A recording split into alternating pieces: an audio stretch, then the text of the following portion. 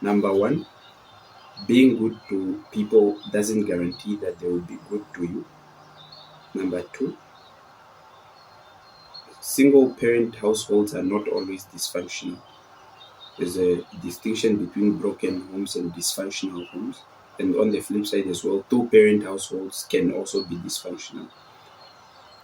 Number three, don't go to the negotiation table without anything to offer. And then we have the quadrant of self awareness there, where there is conscious competence, conscious incompetence, conscious, unconscious competence, and unconscious incompetence, right? That is four. Number five, if you are ever gonna grow and achieve anything, learn to take shame and failure, like see them as your best friends. Number six, good intentions don't always produce good outcomes, right? And the last lesson there of the year for me was all love is conditional. Sick. So I have some things here. I've written them down. I'm just gonna go through them a bit, baby. I hope I don't take too long. And these are the lessons I picked up in 2024, from January to where we are now, which is the end of the year. And these are the lessons that I've picked up along the way. Through experience, some lessons were learned joyfully, some were, let's just say, some were painful to pick up. But we grow and we learn. We grow and we learn. We watch and we learn. We listen, but we don't judge. Okay, so let's get into it. Lesson number one: being good to people doesn't guarantee that they will be good to you. And this was, it's not, I know the Bible says, do unto others as you want others to do to you. But unfortunately, life does not work like that. And it's important you learn this lesson, because for the most part, it fuels disappointment in a lot of people. Because a lot of us, especially those of us with a religious background, you really believe the scriptures, right? And you most of the time think that the scriptures are sort of like the law of nature, like this is how things are. But you learn very quickly that just because you are good to someone does not mean they will be good to you. Some of us were in situations where you have always given to people, whoever asked, oh, please help me this for electricity, when you have to, you give, not because you have too much, but it's how you were sort of brought up, that, help, you know, please help me with an assignment, please help me, please, please, please. And you continue to help. And then you realize very quickly that when you actually need help, even from some of these people that you were always there for, always help, nobody is there, everyone is busy, no one has the time, no one has anything. So it's a very important lesson I think I learned this year, that just because you are good to someone does not mean they will be good back to you. I think this is where people often say, like, do good without expecting it in return, so that you are not expectant, because it's the expectations that create disappointment when they are not met. When you have zero expectations, it means like you'll never be disappointed because you have no expectation anyway. Lesson number two is I learned from, I think it was a sit down between Penwell the Black Pen from the Penwell show, He's a South African dude, very intelligent, and he had a sit down with Noxie, if I'm getting a name right. I think this one was very recent. Maybe I think it was even just maybe last week or last of last week, where I learned to, I guess, differentiate between broken homes and dysfunctional homes, in the sense that, in the conventional sense, a broken home is a home where the parents are not together. Like maybe the parents are separated, the mother and the father do not reside in the same residence, right? That is a broken home. But just because a home does not have two parents does not mean it's dysfunctional. Because I think this is the thing, right? That when we think a person was raised in a single parent household, we automatically assume that they are maybe lacking in certain areas. We assume that every single parent household is dysfunctional, which is not so. Because on the flip side as well, there can be a home that has both parents, but it's dysfunctional. Always fighting, always insulting the children, always coming home drunk, always the parents are never always at each other's heads, right? So there can be a two-parent household, but it's dysfunctional. There can be a single parent household, which we'll say is a broken home, but it's very functional.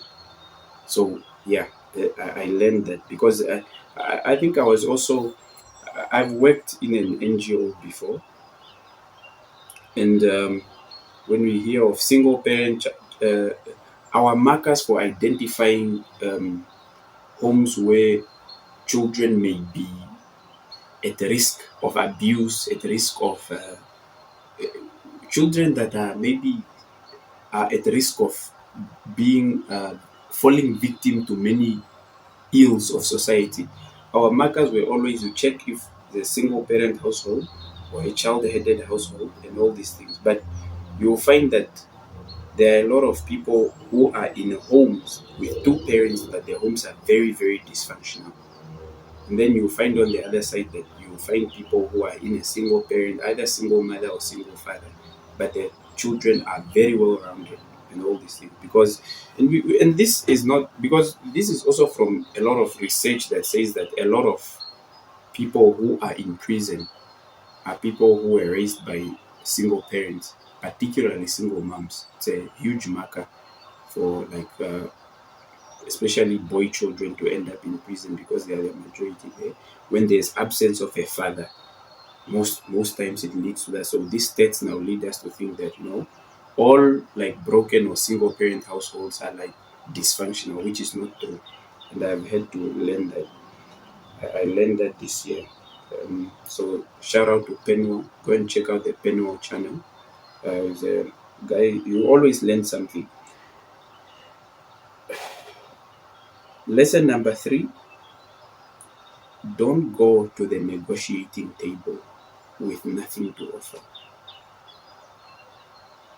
I'll repeat that. Do not go.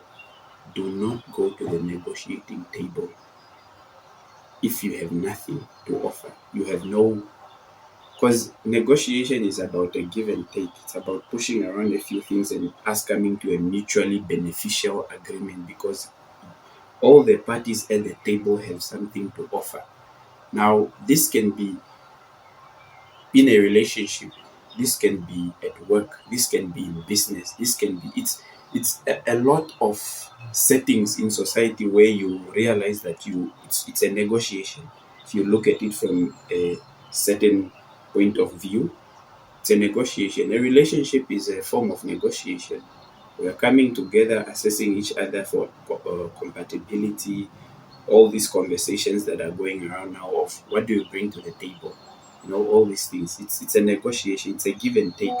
So one must always ensure that you never find yourself, if you don't have anything to offer, don't go in a negotiation. Now, don't think about this as always it's money. It's not always money. Like at the companies we work at, or the businesses we do, we provide certain value. You are paid because you provide a certain value at your work. Maybe you are a nurse, you are some kind of professional, you are a driver. Your driving skill is what you leverage for the salary, right? And all these things. So do not go to any negotiate form of negotiating thing without a clear thing of what it is that you bring, because then you always sell yourself short, and given how the world operates, you'll be taken advantage of, and you don't want that. So don't go to the negotiating table without anything to offer.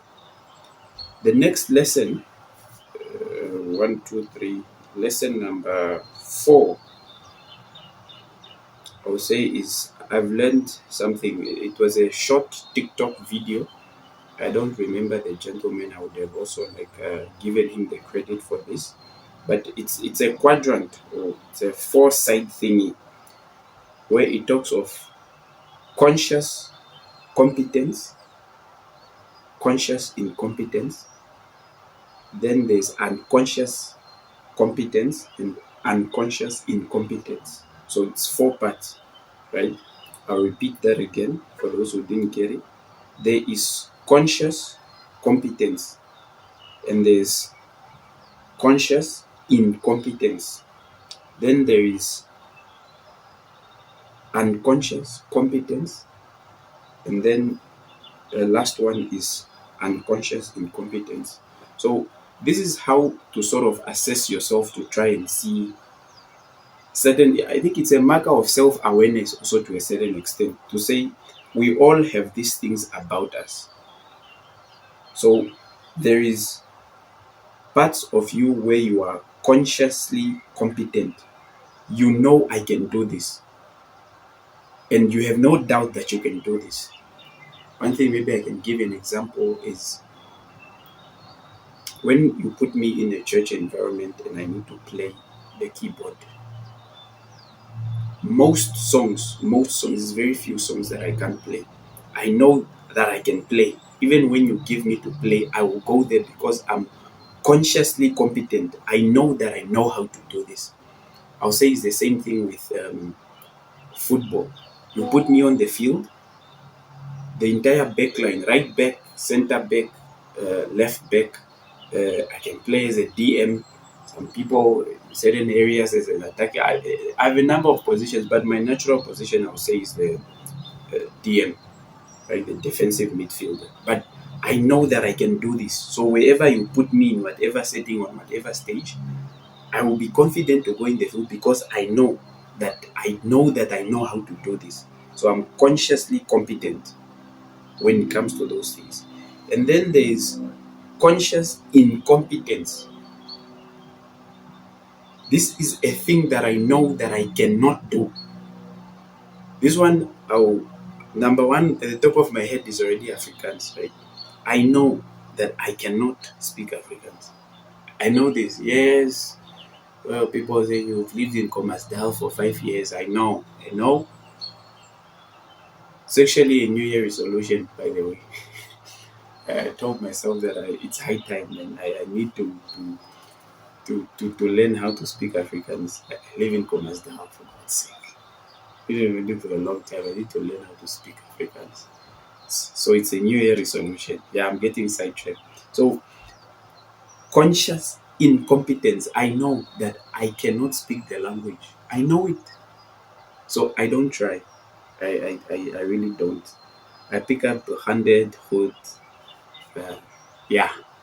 I end this. So I know that I cannot do this. I'm aware that I cannot speak Afrikaans. So it's incompetence, but I know it. I'm aware that I'm incompetent in that area.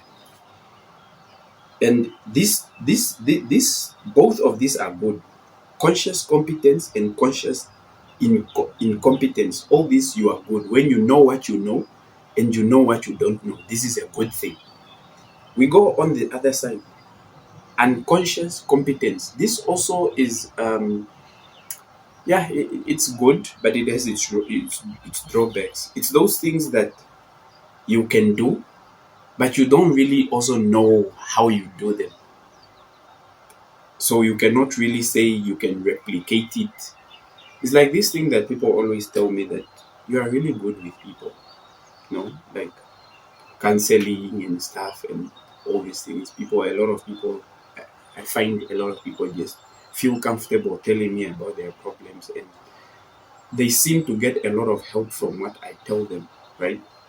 From the exchange, I'll say, "Oh, have you considered?" So a lot of people say, but I'm not sure I know exactly how to do this because this usually just happens with my friends. So if you bring me a stranger because usually I can do this well with someone I know well enough, but I've never done it like with just a stranger who just walks in and talks to me. Because people have tried to do this, by the way, to just say, "No, I know this guy. Can you talk to him? Maybe someone is a problem." I feel very uncomfortable because I think there's competence there. I can do the thing, but I'm not sure how I do it. I'm not very confident with it. So, but a lot of people who have benefited from it will tell you, "No, he's really good." But when it comes to like counseling and working with people, I'm not so confident. I'm not so sure. So it's conscious. I mean, it's unconscious competence. You know how to do the thing, but you don't really know how you do it. You cannot replicate it to. It's not like soccer. You can put me anywhere and I can play. It's not like keyboard. So the competence is there, but it's like there's a part of me maybe that is a little away, but I don't know how I do it, so I cannot replicate it everywhere. So this is still okay. But then the last part is the dreadful thing. Unconscious incompetence. This thing that you don't know how to do, right? But you are also not aware that you cannot do it. This is where the problem is. This is where we need to fix. You are incompetent in that area and you don't know that you are incompetent. This is a very dangerous place, that fourth area there.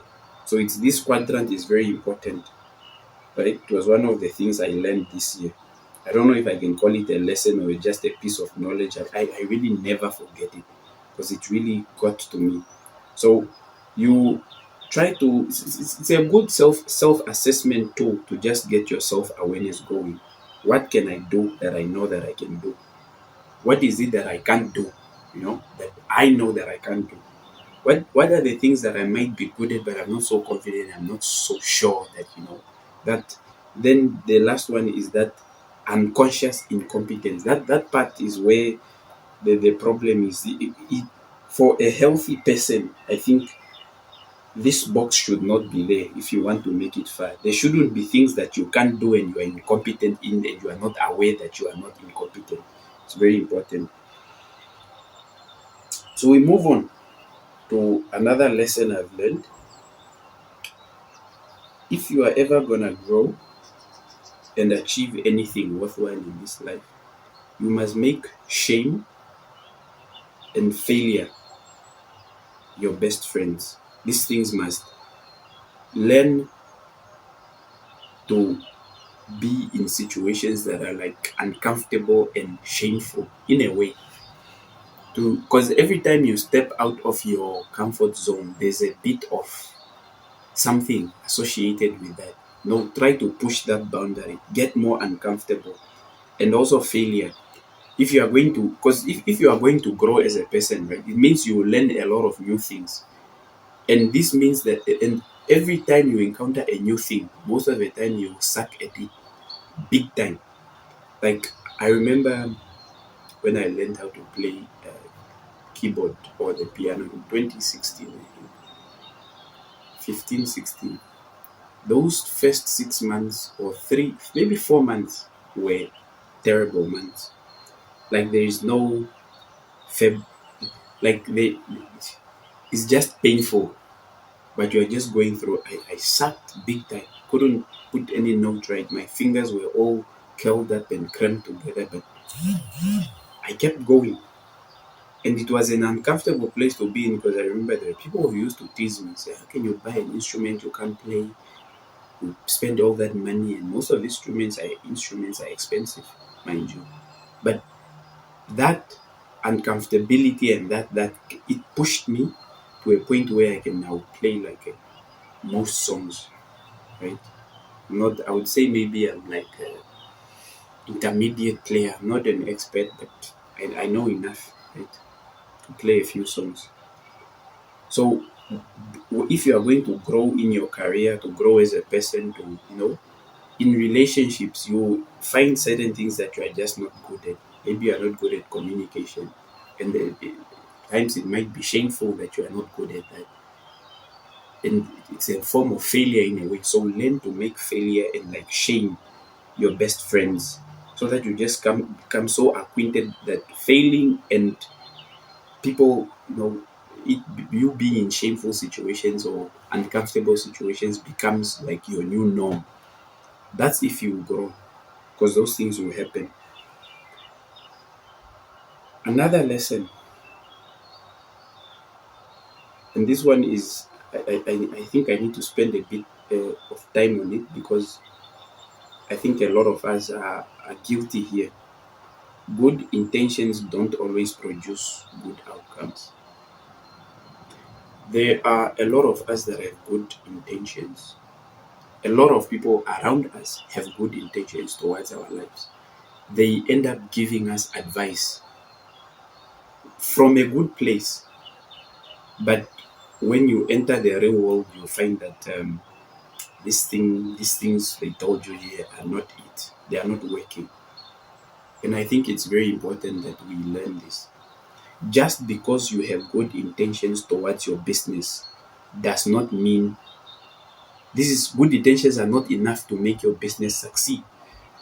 You have good intentions, you want to help the world, you want to maybe say from my profits I will help the poor. This alone will not make your business grow. You may have good intentions towards a relationship, pure intentions. That this does not mean the relationship will work, though, because sometimes you have good intentions, but you need to acquire competence of how to handle emotions, how to handle uncomfortable situations, how to handle, when you meet your maybe your girlfriend or boyfriend's family, how to navigate all these spaces, how to talk about money, how to you need to acquire competence in anything. You can have good intentions towards your education. This does not mean you will pass though. So just good intentions alone are not enough. You can have good intentions towards, a lot of us, arguably, I can say we have good intentions towards, the world. We want the world to be a better place. But it doesn't always happen. There's still people starving, diseases, what. But we have good intentions. So when good results come from observing and getting competent in certain things. Let's say there's a doctor who just has good intention for his patients, wants them to get well, but this doctor does not really know their work. They don't know which medicine to administer. They don't know maybe to make diagnosis to see what is wrong. With all the good intentions, these patients will all die or end up in terrible situations. Let's say there's a driver who goes on the road and has good intentions, but they have not learned how to really drive. You know what happens? The car will swerve all over the place and accidents will happen. So this is just to tell you that just because you have good intentions, it's not enough. You need to get competent in whatever it is you are trying to do in the world. The world is not run by intent. It is run by competence and people actually doing things, right? Good intentions. You may be a politician with good intentions, but if you don't study your political environment to see what works with your good intentions, you remain there with no change. Everything will be as it is. So, very important. Good intentions don't always produce, or they don't. It's not good intentions are not enough to produce the desired outcome.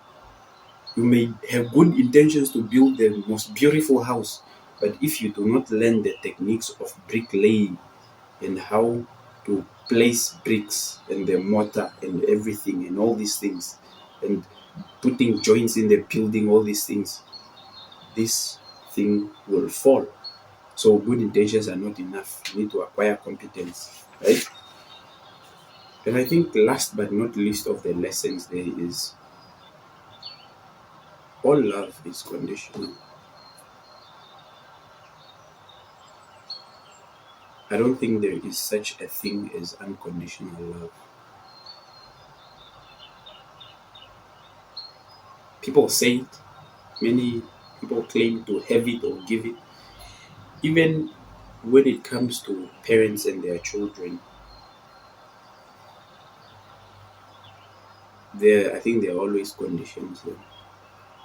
And I think rightfully, and I say this again. I have a Christian background, right? Christians have a certain naive way of looking at the world, despite the world consistently showing them that you have to adjust your thinking. They choose to stick with certain things.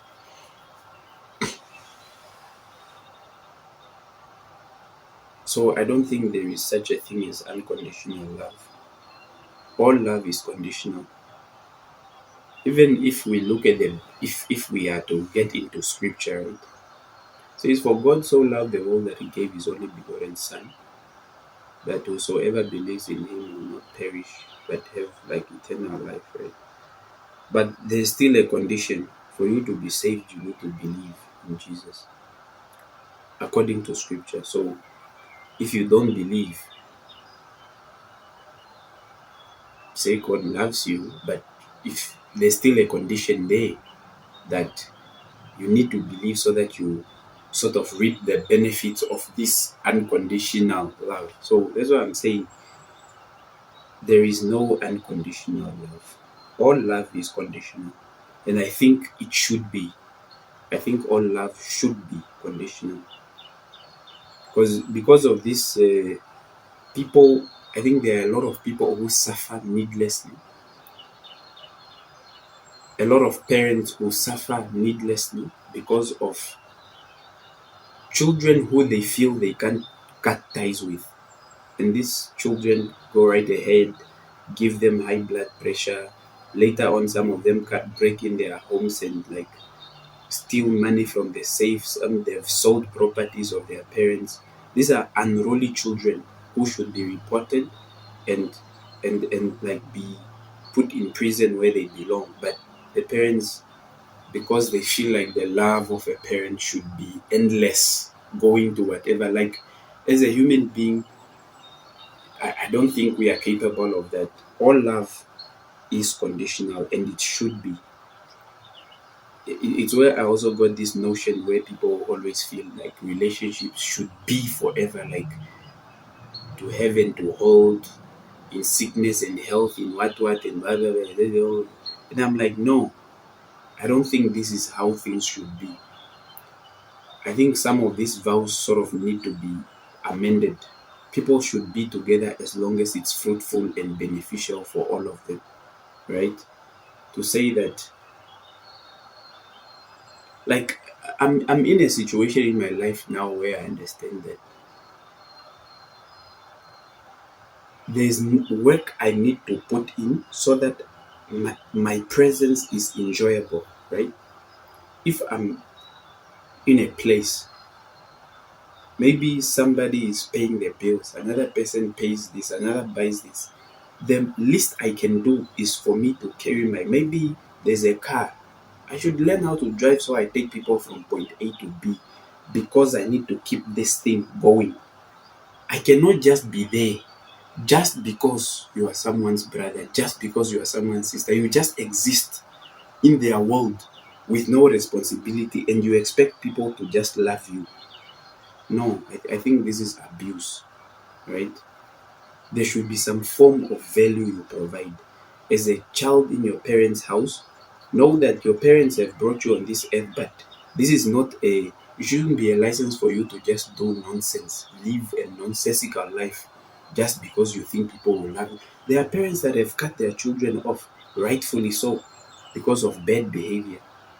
So there is no, in my book, really, I've observed a number of things, and I don't think there's such a thing as unconditional love, and rightfully so. There should be no unconditional love. All love should be conditional. You are. It's like this, right? At the workplace you are at, A form of unconditional love would just be you receiving a salary for not working, right? For example, right? I know these are work dynamics. You just receive, you know, just because. No, I don't think this should be. Every setting you exist in, relationships, all relationships and any relationship should be serviced, right? There should be a servicing going on. I'm here because of A, the other is here because of B.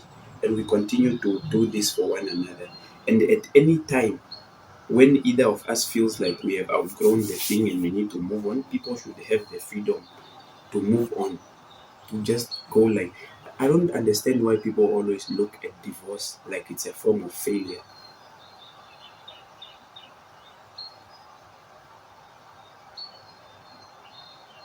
Because a lot of people always, oh, no, it's a divorcee. Like it's a form of failure of some kind, which I feel is not. I think divorce is a very human thing. It's a very natural thing. For once upon a time, it is like stages of life, right? At some time, you used to eat certain foods, you used to be into certain things, and then you just grow up and you are not into that anymore. Now, what many of the societal norms have made it seem as though you could be having an absolutely terrible time. Maybe this person beats you, they verbally abuse you, but you were just supposed to stay in there because it is said you have made vows. Vows, which I think most of the times are done without proper understanding, because a lot of people, I don't think they get married knowing what they are getting into. It happens because of maybe biological, uh, biological what cravings of sorts. Some people want children, and how they were raised, they can't have children outside of marriage, so they try to do this. And later on, it just becomes like a management situation where you are just, yeah, I kind of just have to, you know. So yeah, love. All love is conditional, and it should be. Some conditions are not clear at first glance, but really, all love on many, if you really look at many things, a lot of love is conditional. Yeah, so yeah, these are my lessons, man. These are some of the things I've learned in 2024. Number one, being good to people doesn't guarantee that they will be good to you. Number two, single parent households are not always dysfunctional. There's a distinction between broken homes and dysfunctional homes. And on the flip side as well, two parent households can also be dysfunctional. Number three, don't go to the negotiation table without anything to offer. And then we have the quadrant of self awareness there, where there is conscious competence, conscious incompetence, conscious, unconscious competence, and unconscious incompetence, right? That is four. Number five, if you are ever gonna grow and achieve anything, learn to take shame and failure, like see them as your best friends. You know. Number six, good intentions don't always produce good outcomes, right? And the last lesson there of the year for me was all love is conditional. And I've come to understand that all love should be conditional. So yeah, it's the 24th. Ngere kwetu ikuambo kwenye ndoto tuchatoka shakaroni. I don't know what that is. I really don't know what that is called in English. But yeah, it's like pre-Christmas preparations, man. We are getting ready for that mood for the for Christmas, which is tomorrow, where families gather, share a meal, and see each other, once in a so. Um, and maybe there's a there's a song, this song by it's by Saul Penduka. I don't know, they call it the something.